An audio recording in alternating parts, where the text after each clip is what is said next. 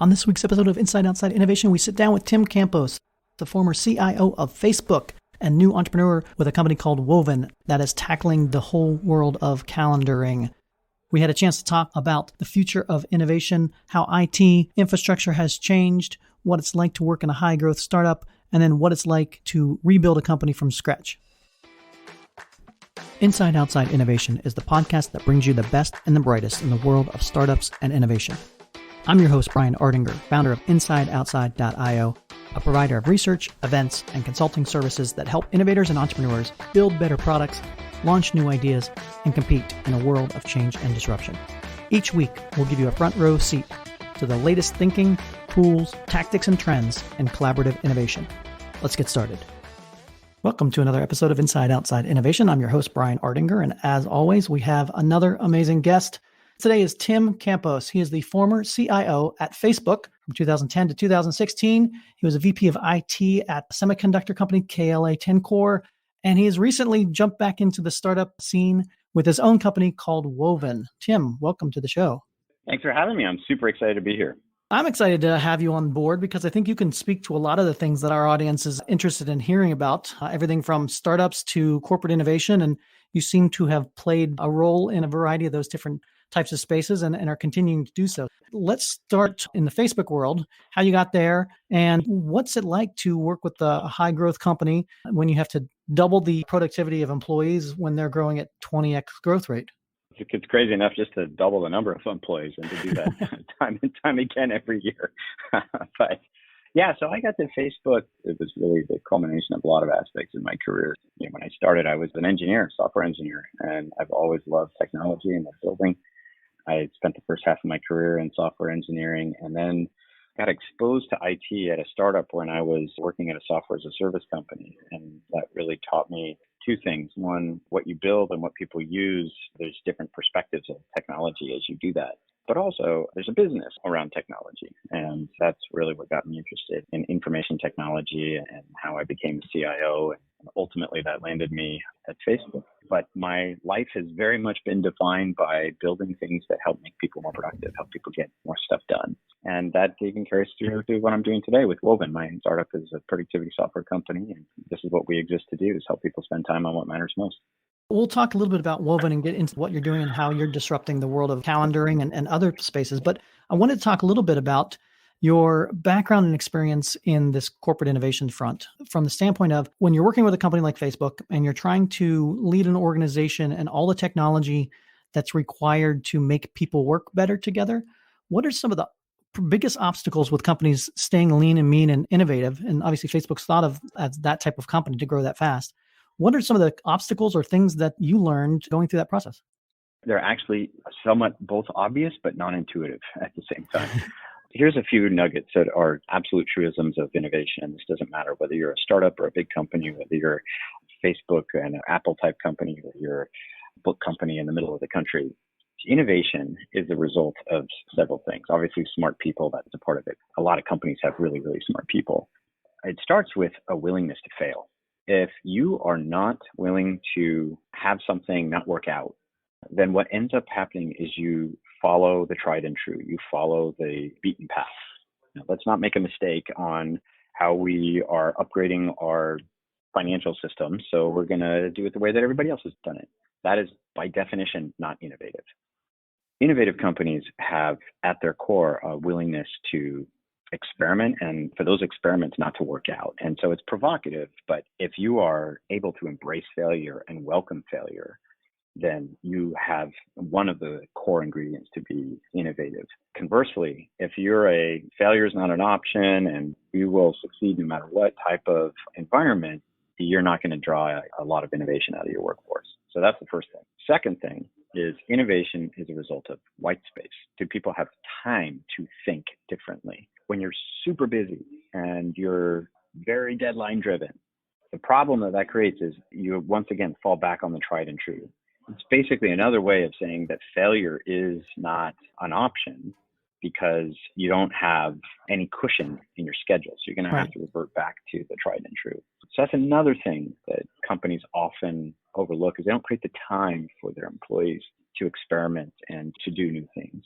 at Facebook was solved through things like hackathons, right? Where that was predefined white space that the entire company would have to go and experiment on new ideas that in those cases, people could pick whatever it is that they want to do. Facebook also had the concept of a hack a month, which was more for the individual. We're going to give you a period of time off where you're going to be able to experiment and think about things that are separate from your day-to-day job. Google is famous for its 20% time. This is another way of creating white space. All of these are different techniques for creating the space for employees to experiment. In that role of experimentation, how do you balance the fact that you are building this optimization engine that you've got to keep going forward, but you knowing full well that that's going to be disrupted tomorrow if you don't do some new things? How do you incentivize the folks? Is it something that has to come from the Zuckerbergs and the people at the top pushing that down, or is that something that can be created at the grassroots level? It's very hard to do from the grassroots level. It's possible, but when that happens, people are going to essentially be incorporating their own time into things. Much more powerful when the leadership of an organization is declaring that this is okay, failure is okay, white space is going to be afforded. And you can put this into your plans. I mean, let's take an analog from financial services, right? When we talk about we've got $100 to invest and we're going to invest in companies, the best process is that you distribute your money into different kinds of asset classes. Some things go into the safe investments and some things go into more risky investments. The risky investments have higher risk reward, but in the short term, they may do worse. If you're going to buy stock, sometimes the stock goes down. But if I want to loan my money to the bank, I'm going to get a fixed interest rate. I'm guaranteed to get paid back from the bank. So low risk, but low return. Same thing is true for corporations. We look at all the time that our human capital affords us. We can take a portfolio approach. And I'm not advocating that companies put at risk all of the things that they do, just that they carve out a little bit of extra space. There's a good return on this. We can see this with the performance of venture capital funds. Again, to take another analog from financial services, why do venture capital funds like Andreessen Horowitz and Battery Ventures exist? It's because there's a good business in investing in these experimental things. In their case, those experimental things are called startups.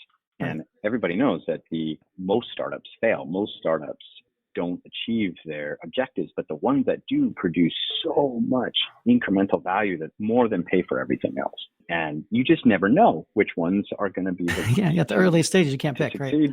It's really, really hard. And the only way to then be able to get that is to experiment with a lot of different things.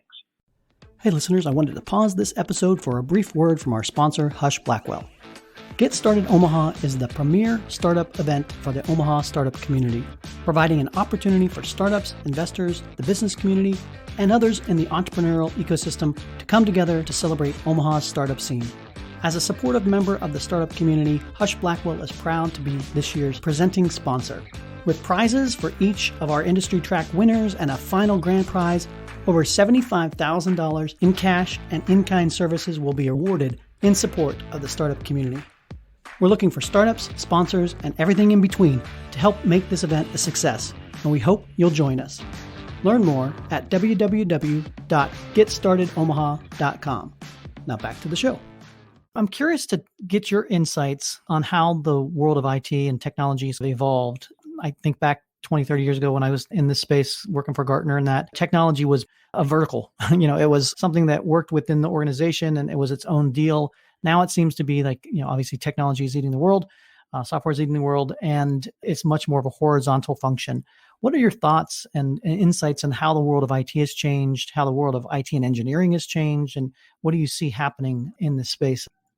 You gave a pretty good summary, and I think this has actually been a long-term trend from the 80s when things like mainframes were permeating our work environment to the 90s when we started to move towards client server, and then you have the internet. And there was a little bit of an overinvestment in the internet that also coincided with Y2K and a big problem that we had to address there. So then you kind of had a hangover in the first part of the decade in the new millennia.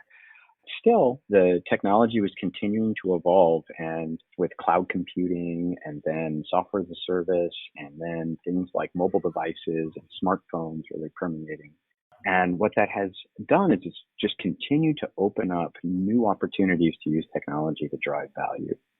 And what we have seen with businesses is you have gone from businesses that in the 80s could have easily been run without hardly any technology at all, to now today, even the most mundane of businesses, you could be running a farm, a dairy farm in upstate New York.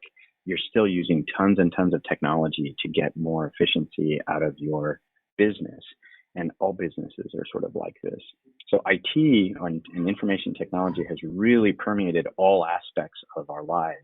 And that's going to continue. Let's look at what the new trends are. You have things like machine learning and artificial intelligence, which means that we can ask computers now to do things which are more fuzzy, softer in nature. Where in the past we had to code it, if this, do that. Now we can teach the machine some general rules and have it figure out a bunch of stuff on its own. That expands what we can use technology to do. 5G networks. Most people don't really understand what this technology is and what it's going to mean. But at the end of the day, it's going to make more devices connected. Right. We already see some of this. Cars are connected. Sometimes refrigerators are connected. Right, yeah. Lights are connected. We're going to see even more, just an order of magnitude explosion of devices connected. And then in the distant future, you have this really, really, really amazing technology with quantum computing that's coming our way that is going to transform how we use technology. And it's even hard to envision what that impact will be, because just a few years ago, that was like a fantasy, to be able to do things at 1,000 or 10,000 or 100,000 times the speed as what our computers can do today. But now it's starting to become a reality. And within our lifetimes, we'll see that technology penetrate. And so as the technology continues to evolve, it changes business. It changes what it is that how we want to use technology. And this can disrupt certain industries. Like healthcare is one, which is in the process of being disrupted. That's going to be a very different universe in 20, 30 years. It's already happened for news. We've seen what you're doing today with a podcast wasn't possible in 1995.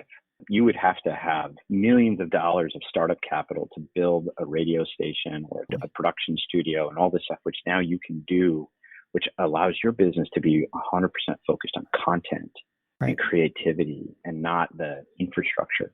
Yeah. So technology has permeated this, what we're doing right now. Yeah, access to market, all the fun things. I think it comes down to, and it's a good segue, to productivity tools and, the ability for the average Joe, so to speak, to be able to engage and work with and use technology in different ways. The whole no code movement, for example, the ability for individuals to have more of a say in what they're doing, how they're building it. And it fits into what you're building in your next phase of life here with your company, Woven. So why don't we talk a little bit about what Woven is and where you see this change in productivity tools and the democratization of innovation? Woven is at its core a system to help people spend time on what matters most. And we do this by taking a piece of technology that we're all familiar with, the calendar, and we make the calendar smarter, more intelligent, more capable so that it can help us get done the things that really matter.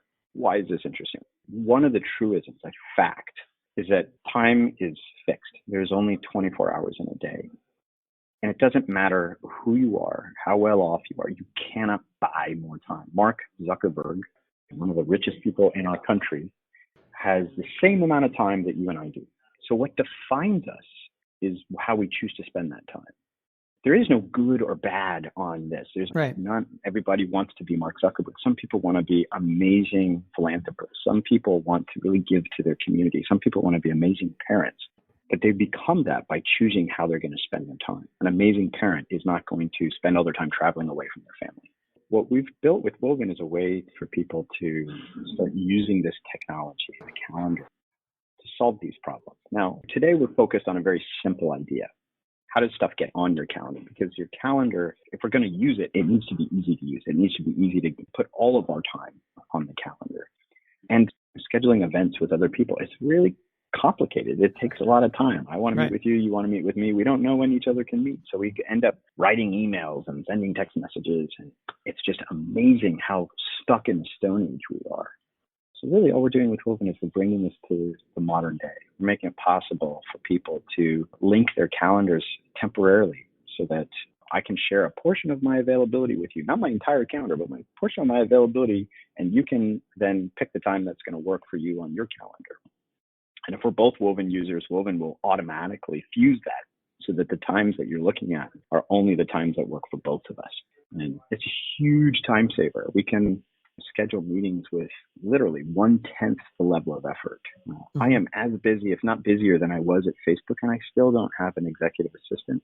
And the reason for that isn't because I don't value the role. It's because all of my calendaring activity, the system just takes care of for me. That's step one. As we get busier and busier, you have to have a person, and the cost of that person to manage a calendar. It seems crazy with all the technology and all the things that we have nowadays that can't be a solvable problem in some form or fashion. So I appreciate you trying to take a stab at that.